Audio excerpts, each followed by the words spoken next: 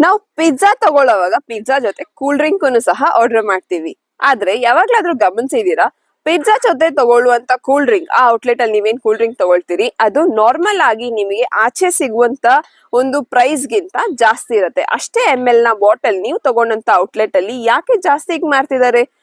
ಯಾಕಂದ್ರೆ ಆ ಒಂದು ಕಂಪನಿ ಸ್ಪೆಷಲ್ ಆಗಿ ಅವರಿಗೋಸ್ಕರ ಅದನ್ನ ತಯಾರಿ ಮಾಡಿಸ್ಕೊಳ್ಳುತ್ತೆ. ಬಿಕಾಸ್ ಯಾವುದೇ ಒಂದು ರಿಟೇಲ್ ಪ್ರಾಡಕ್ಟ್ ನ ನೀವು MRP ಗಿಂತ ಜಾಸ್ತಿ ರೇಟ್ ಅಲ್ಲಿ ಮಾರೋ ಹಾಗಿಲ್ಲ. ಮ್ಯಾಕ್ಸಿಮಮ್ ರಿಟೇಲ್ ಪ್ರೈಸ್ ಗಿಂತ ಜಾಸ್ತಿ ಮಾರಿದ್ರೆ ನಿಮ್ ಮೇಲೆ ಕನ್ಸ್ಯೂಮರ್ ಪ್ರೊಟೆಕ್ಷನ್ ಆಕ್ಟ್ ನ ವೈಲೇಷನ್ ಮಾಡ್ತಿದ್ದೀರಿ ಅಂತ ಪೆನಾಲ್ಟಿನೂ ಸಹ ಬೀಳತ್ತೆ.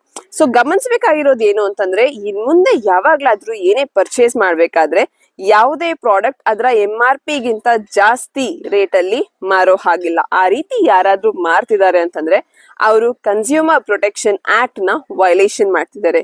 ಈ ರೀತಿ ನೀವು ಬೇರೆ ಇನ್ನು ಹಲವಾರು